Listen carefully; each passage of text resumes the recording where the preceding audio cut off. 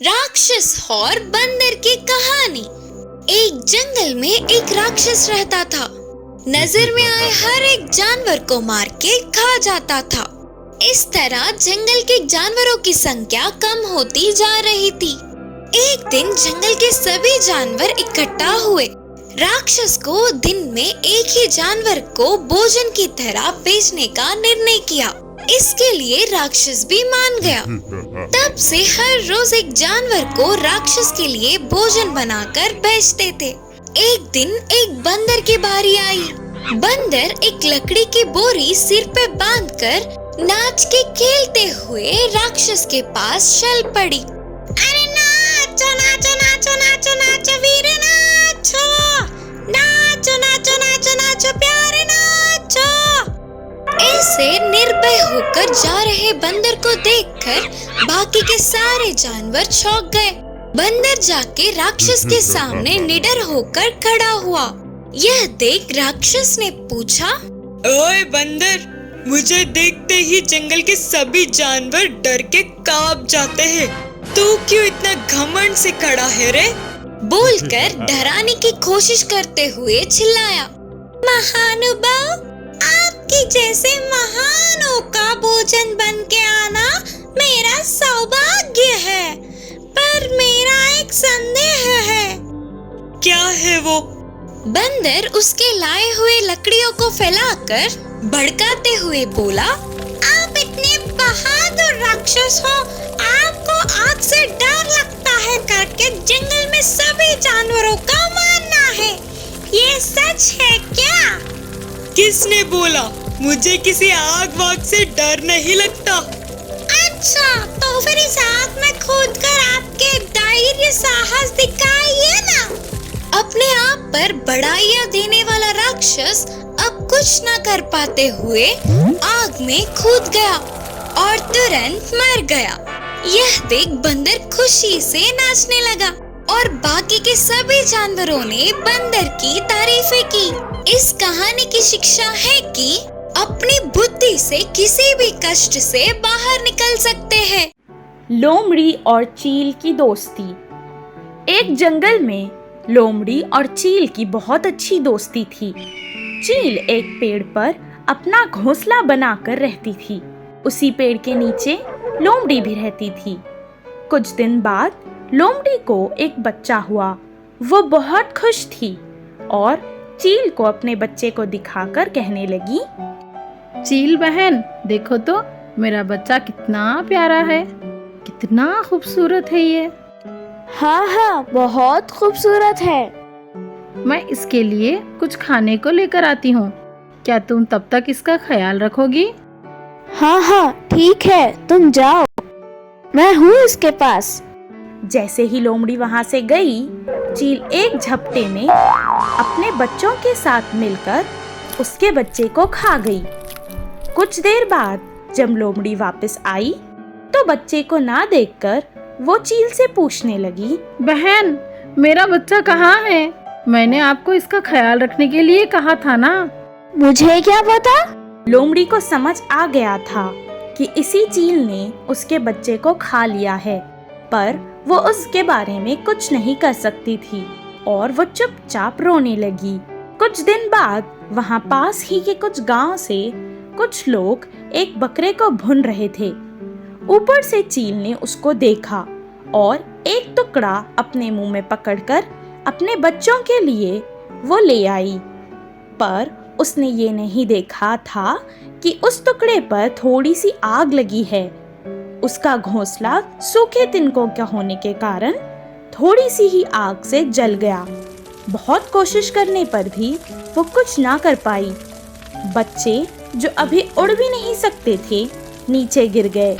जैसे ही लोमड़ी ने उनको देखा, उसने तुरंत उनको खा लिया। अपने आंखों के सामने अपने बच्चे को मरता देखकर चील रोने लगी और अफसोस करने लगी, अगर उस दिन मैंने उसके बच्चे को नहीं खाया होता तो आज मेरे बच्चों को भी वो नहीं खाती और वो बच जाते। नाचने वाला बंदर। एक जंगल में एक बंदर था। वह बहुत ही शैतानी था। बाकी के बंदरों से खुद को महान समझता था।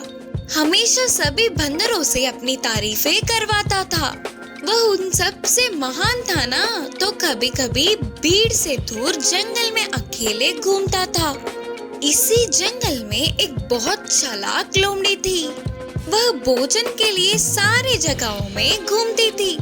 उसका आना देख लोमड़ी के हाथ लगेंगे तो काम खत्म करके बाकी के छोटे छोटे जानवर बच के निकल जाते। इससे वह पेट भर का भोजन खाकर बहुत दिन हो गए। एक दिन खाने के लिए ढूंढ रहे लोमड़ी को बहुत सारे फलों से एक आम का पेड़ दिखा। उन आमों को देखते ही उसे खाने की इच्छा जागी। इस पेड़ के आम बहुत स्वादिष्ट होते हैं करके सबके मुंह से सुना था। आज किसी भी तरह इन्हें खाकर मेरी भूख को बुझाना ही होगा करके सोची लोमड़ी। लेकिन आम इतने ऊंचाई में थे कि उसको नहीं मिले। फिर भी उछल उछल कर उन आमों को लेने की कोशिश की। कितना उछलने पर भी फल नहीं मिल रहे थे। लेकिन ऐसे स्वादिष्ट एक आम को तो खाना ही है करके दृढ़ निश्चय किया।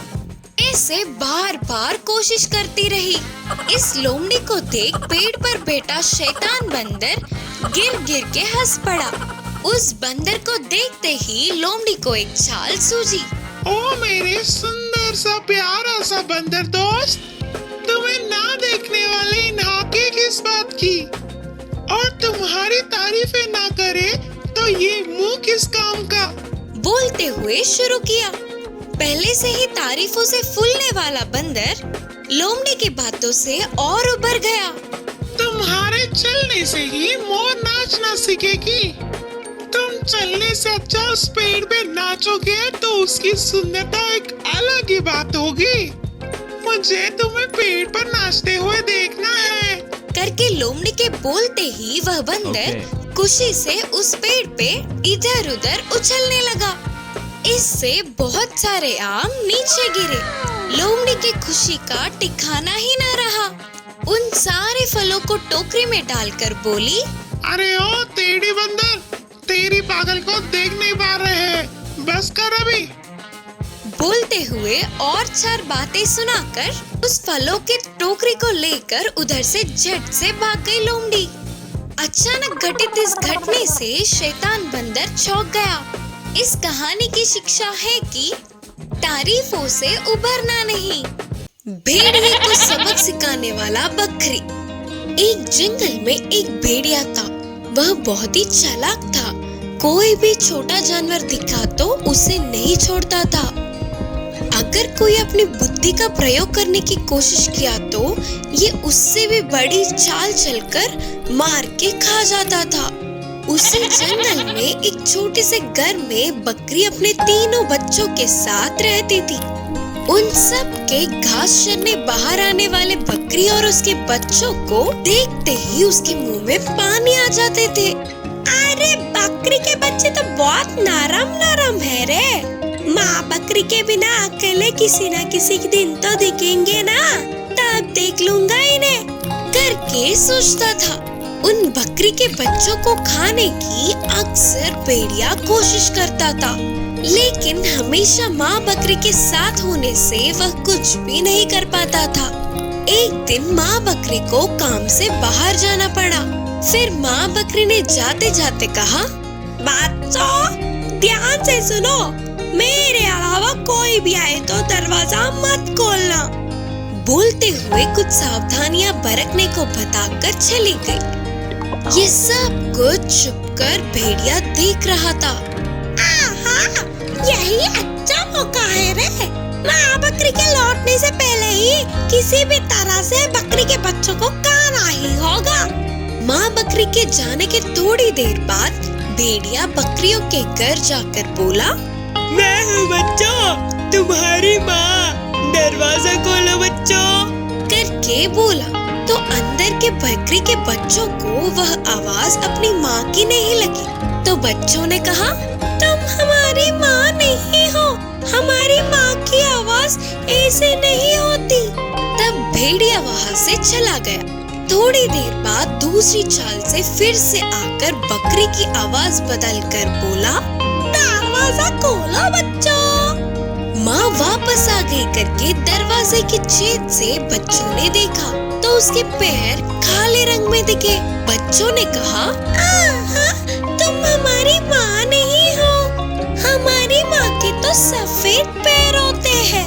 तब भेड़िया ने सोचा, अरे क्या रे, ये तो बच्चे करके सोचा तो ये मुझसे ज्यादा चालाक हो रहे हैं। अब मैं बताता हूँ इन्हें। सोचकर तेजी से जाकर पैरों को सफेद रंगवा के फिर से आया और बोला, चल चल के पैर दुख रहे हैं, दरवाजा खोलो बच्चों। इस बार गले की आवाज और पैर अपनी माँ के जैसे ही होने पर बकरी के बच्चों ने दरवाजे को खोला तो तुरंत भेड़िया ने सामने के दो बच्चों को खाकर उधर से चला गया। थोड़ी देर बाद माँ बकरी के वापस आने तक एक बच्ची ही कांपती हुई रोती दिखी। पूरी बात जानकर माँ बकरी गुस्से से भेड़िया के गुफा में गई। भूख मिटने से गहरी नींद में सो रहे भेड़िए के पेट को काटकर उसके बच्चों को धीरे से बाहर निकाली और थोड़े पत्थरों को डालकर वापस पेट को सील के बच्चों को लेकर पास के पेड़ के पीछे चली गई। थोड़ी देर बाद उठने वाले भेड़िए को उससे पहले क्या हुआ नहीं पता था। प्यास बुझाने के लिए नदी के पास जाकर पानी पीने के लिए आगे झुकते ही पत्थरों के भार से नदी में गिरकर डूब गई। भेड़िए से पीछा छूटने पर बकरी और उसके बच्चे बहुत खुश हुए। उस दिन से वे जंगल में खुशी से आजाद घूमने लगे। इस कहानी की नीति है कि हमारे दुष्ट विचार हम पर ही भारी पड़ते हैं।